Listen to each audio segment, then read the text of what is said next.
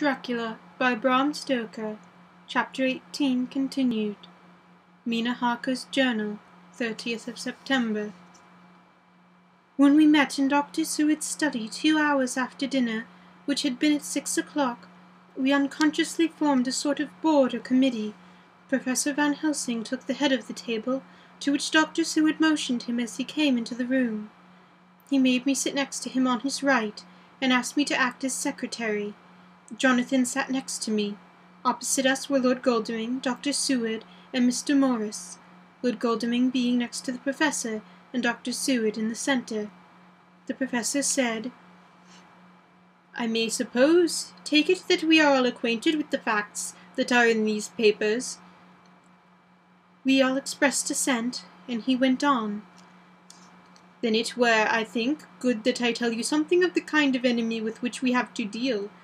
I shall then make known to you something of the history of this man, which has been ascertained for me, so then we can discuss how we shall act, and can take our measure according. There are such things as vampires. Some of us have evidence that they exist. Even had we not the proof of our own unhappy experience, the teachings and the records of the past give proof enough for sane peoples. I admit that at the first I was skeptic. Were it not that the long years I have trained myself to keep an open mind, I could not have believed until such time as that fact thunder on my ear. See, I prove. Alas, had I known at first what now I know, nay, had I even guessed at him, one so precious life had been separated to many of us who did love her. But that is gone, and we must so work that other poor souls should not perish, whilst we can save. The Nosferatu do not lie like the bee when he is stung once. He is only stronger. Being stronger, have yet more power to work evil. This vampire which is among us, of himself so strong in person as 20 men, he is of cunning more than mortal. For his cunning be the growth of ages. He have still the aids of necromancy, which is, at his etymology imply, the divination by the dead. And all the dead that he can come nigh to offer him at his command. He is a brute, and more than brute. He is devil in callous, and the heart of him is not. He can, within limitations, appear at will, when and where, and in any of the forms that are to him. He can, within his range, direct the elements, the storm, the fog, the thunder. He can command all the meaner things, the rat, the owl, and the bat, the moth, the fox, and the wolf. He can grow and become small, and he can at times vanish and come unknown. How then are we to begin our strife to destroy him? How shall we find his where, and having found it, how can we destroy?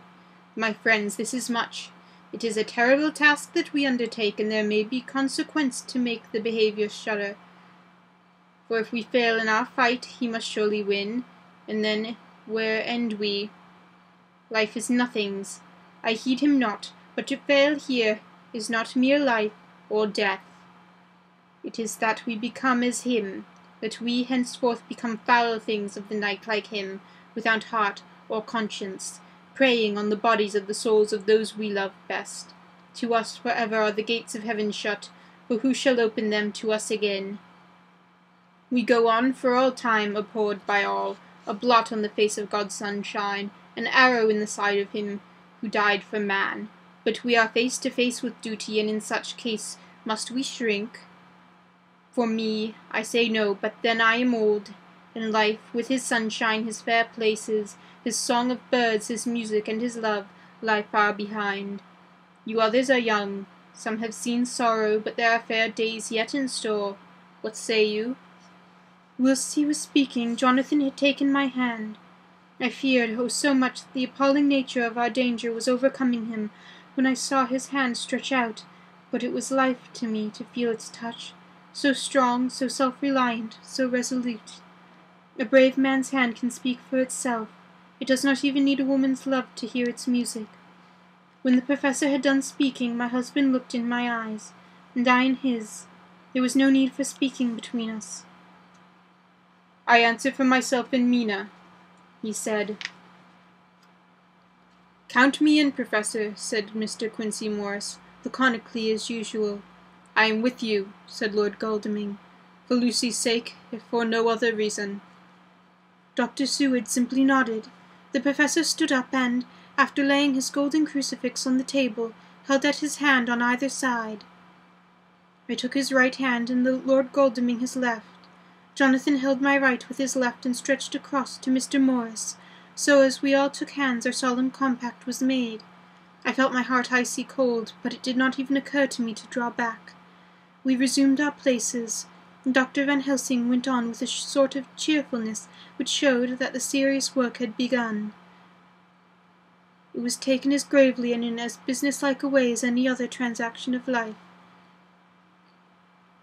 "Well, you know that we have to contend against, but we too are not without strength. We have on our side power of combination, a power denied to the vampire kind. We have resources of science. We are free to act and think, and the hours of the day and the night are equally ours. In fact, so far as our powers extend, they are unfettered, and we are free to use them. We have self-devotion in a cause, and an end to achieve which is not a selfish one. These things are much. Now let us see how far the general powers arrayed against us are restrict, and how the individual cannot. In fine, let us consider the limitations of the vampire in general, and of this one in particular. All we have to go upon are traditions and superstitions. These do not at first appear much, when the matter is one of life and death, nay, of more than either life or death. We must be satisfied, in the first place because we have to be, no other means is at our control, and secondly because, after all, these things, tradition and superstition, are everything. Does not the belief in vampires rest for others, though not us, alas? A year ago, which of us would have received such a possibility in the midst of our scientific, sceptical, matter-of-fact 19th century? We even scouted a belief that we saw justified under our very eyes. Take it, then, that the vampire and the belief in his limitations and his cure rest, for the moment, on the same base. For me, let me tell you, he is known everywhere. That man have been. In old Greece, in old Rome, he flourished in Germany, all over in France, and India, even to the Chersonese, and in China, so far from us in all ways. There even is he. And the peoples fear him at this day. He have followed the wake of the Berserker Icelander, the devil Begettenhun, the Slav, the Saxon, the Magyar. So far, then, we have all may we act upon, and let me tell you that very much of the beliefs are justified by what we have seen in our own so unhappy experience. The vampire live on, and cannot die by mere passing of the time. He can flourish when he can fatten on the blood of the living. Even more, we have seen amongst us that he can grow younger, that his vital faculties grow strenuous, and seem as though they refresh themselves when his special pabulum is plenty.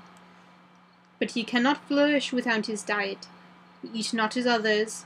Even friend Jonathan, who lived with him for weeks, did never see him eat. Never. He throws no shadow.